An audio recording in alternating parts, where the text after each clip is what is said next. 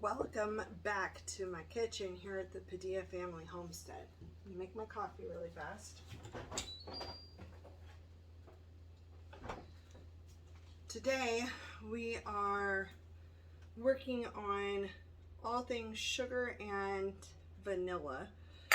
The main thing we're going to be making is some more vanilla sugar. That's something new for you guys to learn from me. I will also be making some brown sugar. I have a previous video about that. And then I will also be making vanilla extract, which I have a previous video about that. So I'll link those detailed instructions videos down below for those two things, but I am going to show you how to do the vanilla sugar today, and I'm going to use some in my coffee.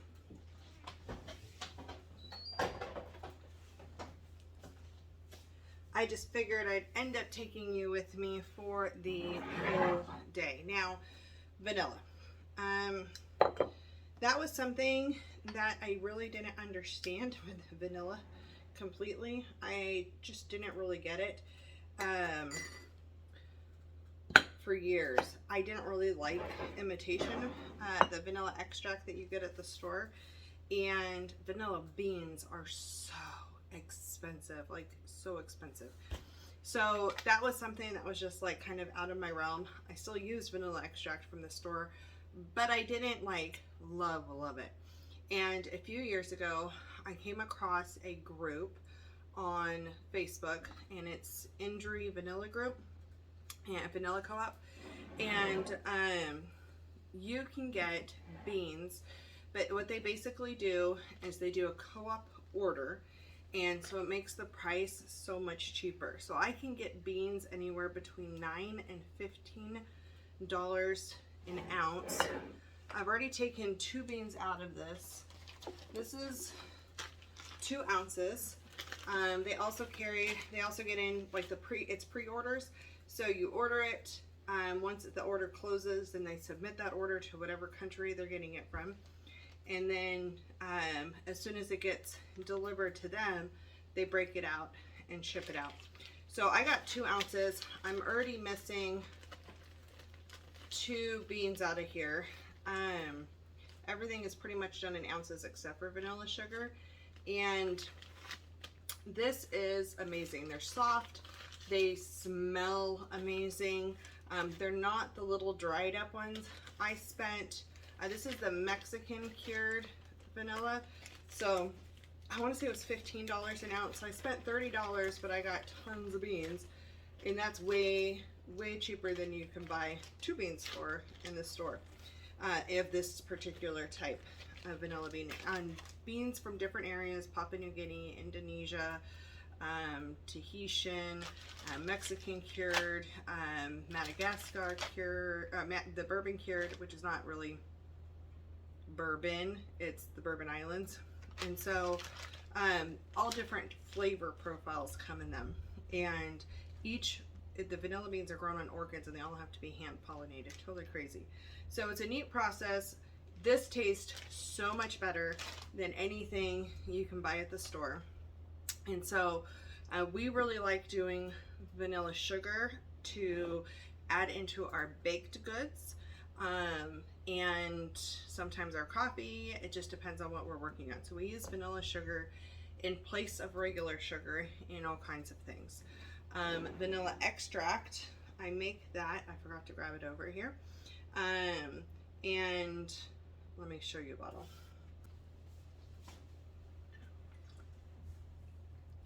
So this is my last batch of the Mexican cured. I'm running low. It takes a year to 18 months for it to steep.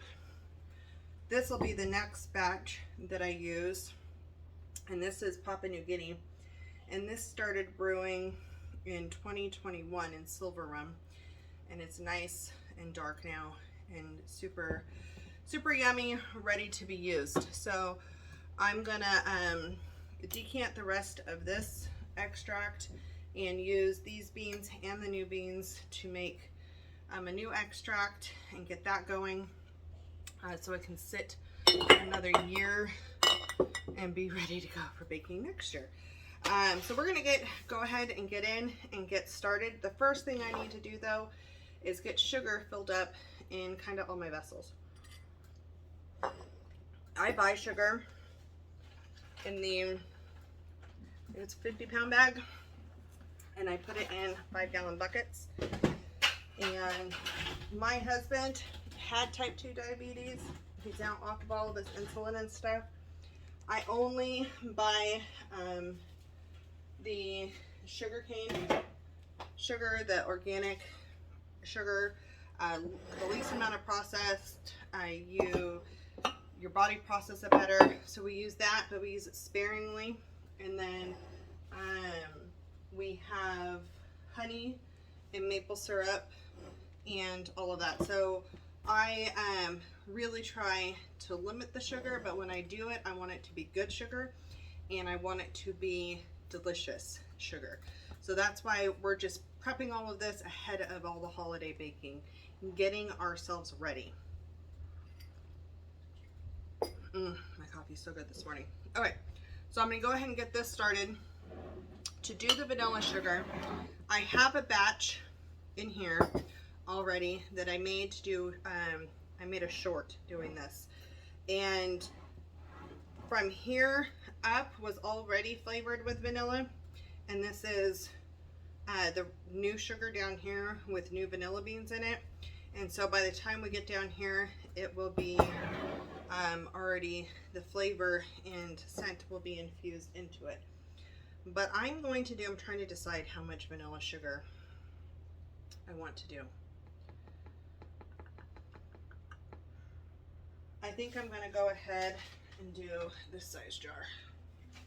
Been debating. All right, we have enough baking going on this year, getting into the holidays, that I'm going to want that. I do want to show you, I need to weigh this first.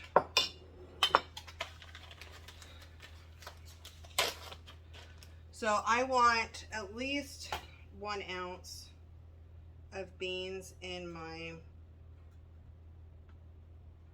I at least want 1 ounce of beans in my extract that I'm adding this other stuff to. So I know I want to pull that out and go ahead and weigh that now.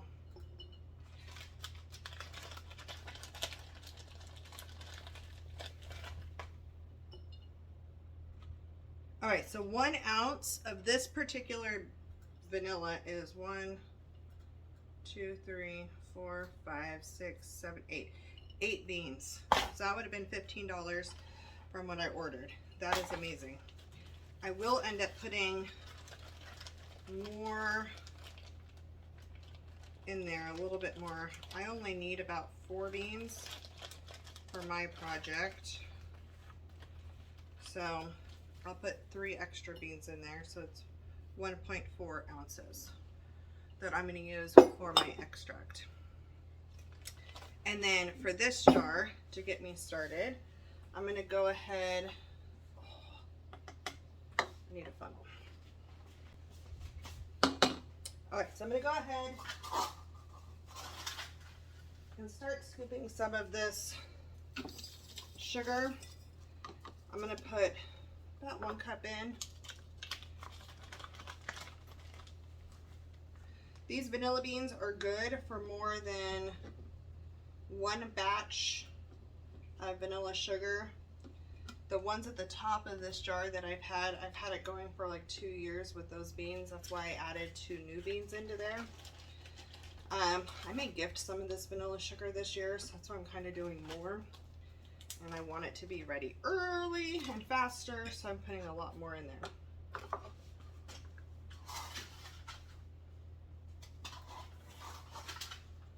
And then it's really just as simple as covering it up. The sugar is a preservative, kind of like you see salt curing things. The sugar is going to do the same thing. Now, if you had these beans coming straight out of extract, because I could take beans from my previous extract and put it in here. I have not done that. You have to be careful because you don't want this to be all watered down from the rum that you're making extract with. So that is something you want to be aware of. You want to kind of dry out your beans a little bit before you were to put them in, if that's the route you go. With that being said though, these beans will end up super dry and brittle. I can give you an example really fast. This is a bean that's been in here for a couple of years and it just breaks. And I just keep it in there.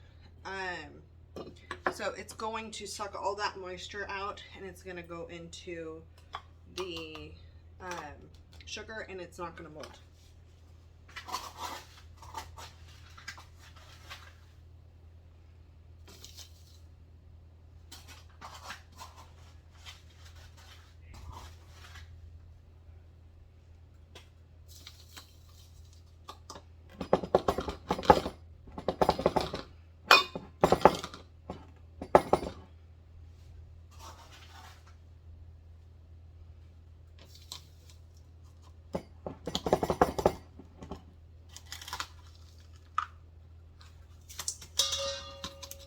And then what I'll do is I'll cover this up now, and I may shake it around a little bit here and there, and I'm going to let this sit. Now I have some here that has good vanilla sugar on top that's already scented, so, or flavored. So I'm going to start using that, so I won't be tempted to dip into this at any point. You can start using it right away if you want to. It's pretty much going to taste like sugar. But once you get into it a little bit and it's allowed to sit and you have a tight lid on it and you let it really take in those flavors, this is going to be delicious and a game changer. So that is my vanilla sugar. That's how easy it is. And now I'm going to go ahead and work on filling up the rest of this stuff and just getting this all filled up.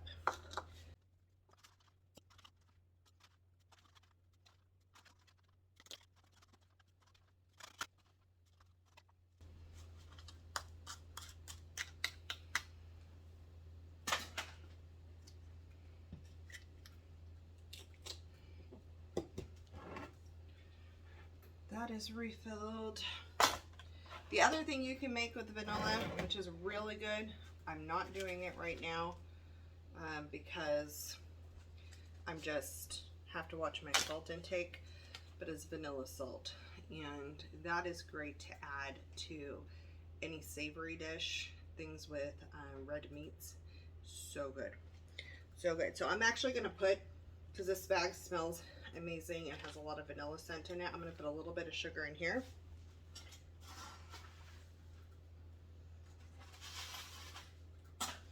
Just a little bit to absorb up some of those vanilla flavors. Nothing's going to waste with this.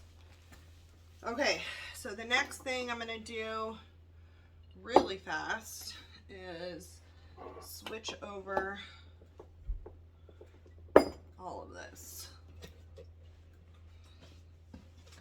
So I'm mixing, you can mix any type of vanilla beans and get a more layered flavor of vanilla if you do that. A lot of people have a big mother jar, and you would take and keep putting in a bunch of vanilla and alcohol, and then you would decant it after, like, my thinking is you would put it in kind of like one time a year, and you decant out what you need beforehand and then refill, and then let it sit another year, take out your year's worth, and you just keep going.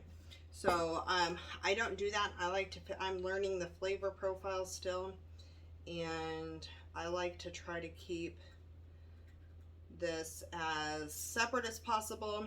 At some point they'll probably mix, but right now I'm keeping them separated. Look how beautiful that extract is. I need to get a lid for it. Okay, I'm gonna go ahead and put some what's left in here.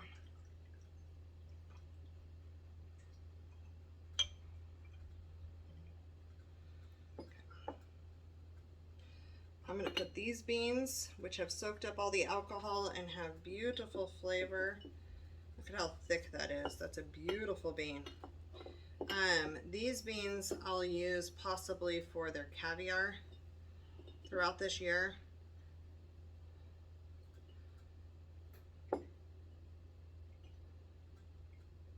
A lot of times I would cut these in half so I know which ones are the old ones.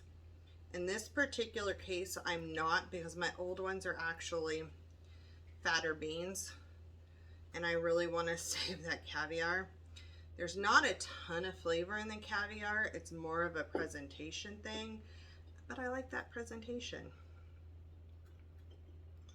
So I'm not going to do that this time around. That is a beautiful bean. Oh my goodness. Okay. I knew they plumped up really good, but I didn't really see how far they had plumped up till now. It's gorgeous. All right, so that's done. And I'm gonna put in here right now what I have here, and I have more in the cupboard, and I'll finish this. Actually, this is not the rum I want. Good thing I stopped myself. I'll be back. So I got the right rum this time. So I thought that was gold rum, but it's spiced rum, and I use my spiced rum in the fall to make, I don't drink that often. I have a lot of alcohol for not drinking that often. But I make infused rum for Christmas drinks, and that's our Christmas Eve drink. And so that particular spiced rum, that's what that's for. I like it with apples and so forth. It's what my aunt wants all the time for Christmas. So I'm using the white rum, or is this white or silver rum? White rum. So I'm going to go ahead and use this and top this off. There are ratios. Go back to that other video that I'm tagging below for all the instructions and all the ratios and all that stuff. But for me, this time around, I'm going to go ahead and just pour over the top of this, because some of those beans are used. I'm not going to get a full extract out of that. So it's something that I know.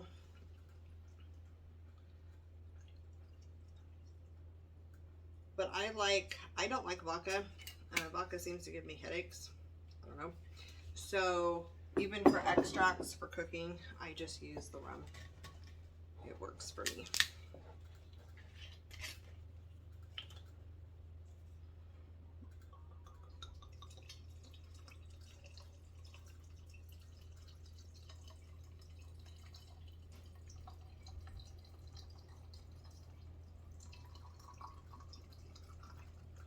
This will be a little lighter than a single fold, but I'm okay with that. And I'm gonna let it go a long time. So that'll sit now and get all dark like the other ones. And I'll put lids on all of this stuff here as soon as I'm done with all these other projects. Okay, next project that I'm doing today is brown sugar. I haven't bought brown sugar in years. It's been at least 2 years. As soon as I realized what brown sugar really was, there was no reason for me to buy it anymore.